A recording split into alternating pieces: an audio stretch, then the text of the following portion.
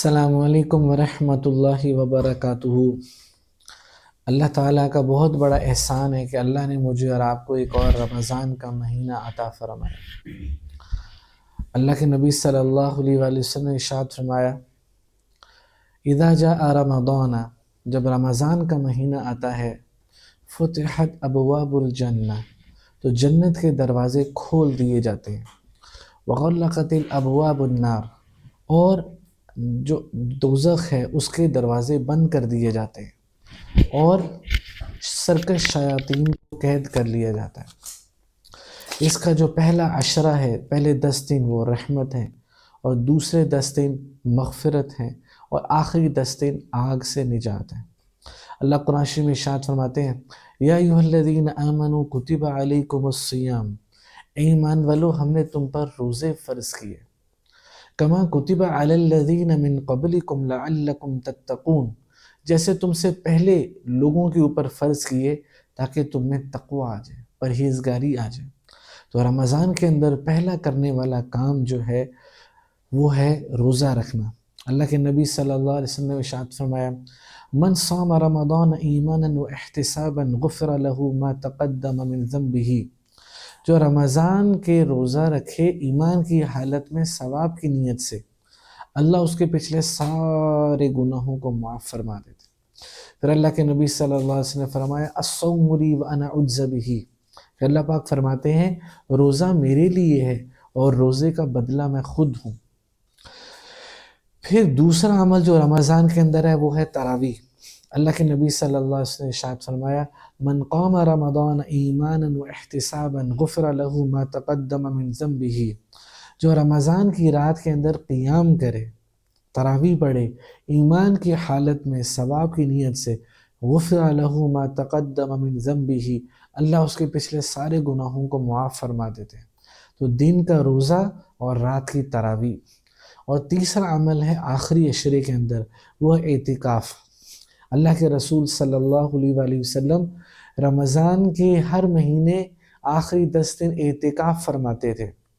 ایک سال آپ کا اعتکاف مس ہوا تو آپ نے اگلے سال قضا فرمائی اور 20 دن کا اعتکاف فرمایا۔ مرد جو ہے وہ مسجد کے اندر اعتکاف کریں اور عورتیں جو ہیں وہ گھر کے اندر اعتکاف کریں۔ اور جو چوتھا عمل ہے وہ ہے شب قدر، 21، 23، 25، 27 اور 29، ان 5 راتوں میں سے ایک رات کنفرم شب قدر ہے۔ انا انزلناہ فی لیلۃ القدر، بے شک ہم نے اس قرآن کو شب قدر میں نازل کیا۔ وما ادراک ما لیلۃ القدر، اور تم کیا جانو کہ شب قدر کیا ہے؟ لیلۃ القدر خیر من الف شہر، یہ شب قدر 1000 مہینوں سے بہتر ہے۔ ایک آدمی 1000 مہینے عبادت کرتا رہے، اس سے بہتر ہے کہ وہ اس ایک رات میں عبادت کرے۔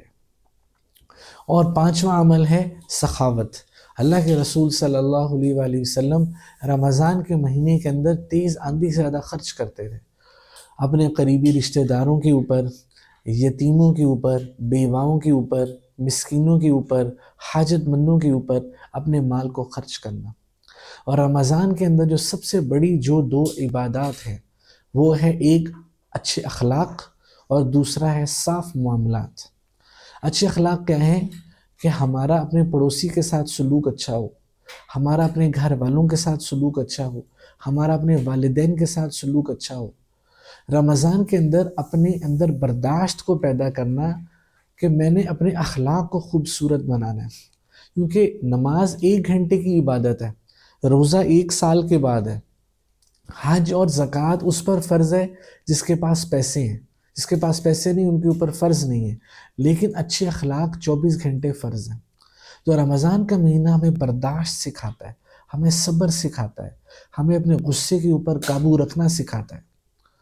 ایسے نہیں ہے کہ ہم تہجد بھی پڑھ رہے ہیں اور قرآن شریف بھی پڑھ رہے ہیں، لیکن ہمارے ہمسائے نے ہمارے گھر کے گیٹ کے سامنے گاڑی خریدی ہے، ہم اس سے لڑ پڑے، والدین نے کوئی بات کہہ دی ان سے لڑ پڑے، لوگوں کے ساتھ کسی کے ساتھ ہمارا سیاسی یا مذہبی اختلاف ہو گیا ہم اس کے ساتھ لڑ پڑے۔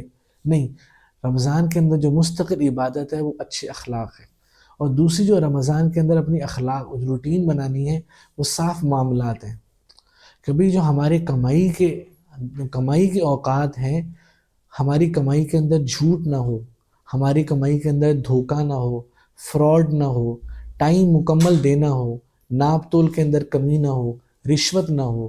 یہ ہمارا سب سے بڑا المیہ ہے.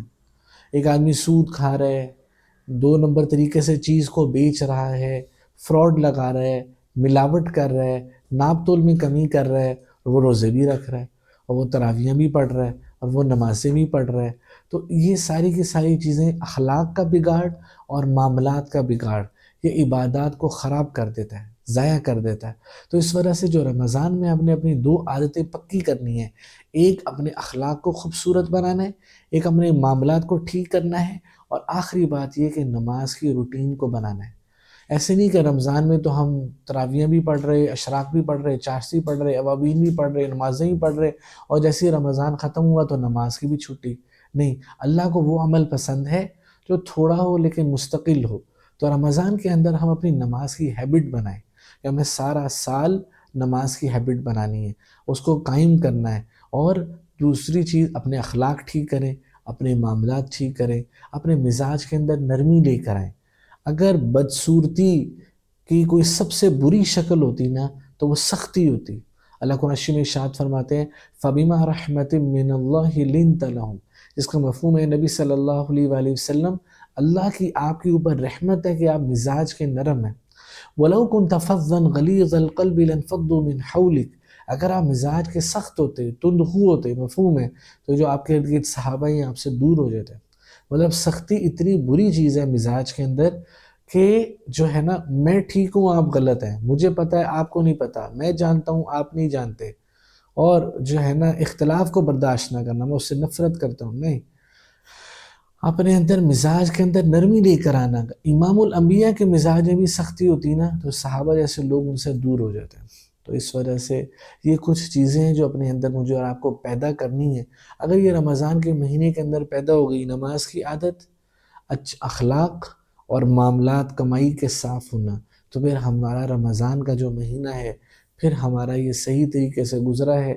ورنہ جو ہے نا صرف کچھ بھوکے ہیں، کچھ پیاسے ہیں، وہ تھوڑی سی مشقتیں ہیں، لیکن اس کا ملنے والا ثواب تو ملے گا، لیکن جو اس کا اصل مقصد ہے وہ حاصل نہیں ہوگا. اللہ مجھے اور آپ کو اس رمضان کے مہینے میں صحیح طریقے سے اس کو استعمال کرنے کی توفیق نصیب فرمائے. وآخر دعوانا ان الحمد للہ رب العالمین.